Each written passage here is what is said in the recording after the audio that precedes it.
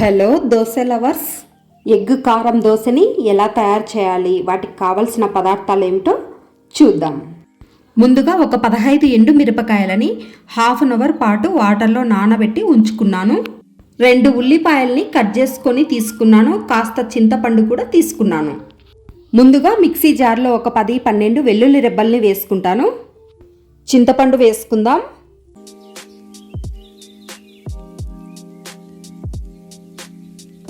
ఆనియన్స్ని కూడా వేసుకుందాం.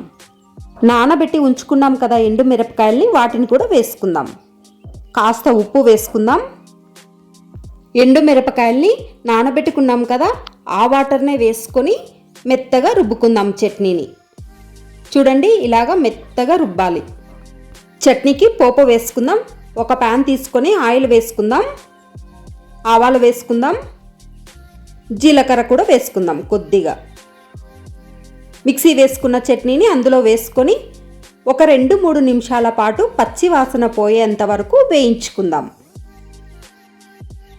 చట్నీని బాగా వేయించుకున్నామంటే ఒక 2 రోజుల పాటు ఫ్రిడ్జ్లో ఉంచుకొని వాడుకోవచ్చు. ఇప్పుడు ఒక ఎగ్గు తీసుకొని కాస్త ఉప్పు వేసి బాగా కలుపుకుందాం. ఉప్పు తక్కువగా వేసుకోండి, ఎందుకంటే దోశ పిండిలో కూడా ఉప్పు ఉంటుంది. ఇప్పుడు దోశ పెనంని పెట్టుకొని బాగా వేడెక్కాక దోశను వేసుకుందాం.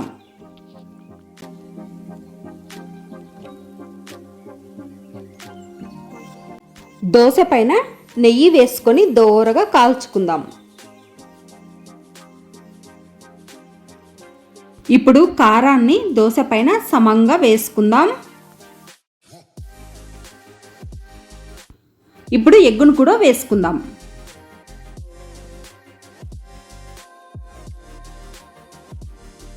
ఎగ్గును కూడా సమంగా వేసుకుందాం. కాస్త మిరియాల పొడిని వేసుకుందాం. ఇప్పుడు క్రంచీనెస్ కోసం ఆనియన్స్ని చిన్నగా తరిగి వేసుకుందాం. ఇప్పుడు దోశ ఒకవైపు బాగా కాల్చుకున్న తర్వాత దోశని తిప్పి మరీ కాల్చుకుందాం.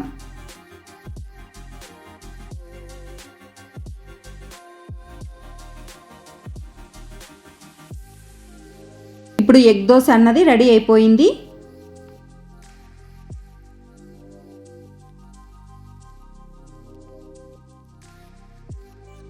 ఎంతో రుచిగా ఉండే ఎగ్ దోశని మీరు కూడా ఇలా ట్రై చేసి చూడండి.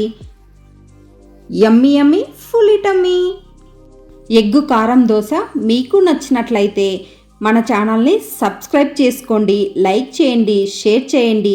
Thank you for watching.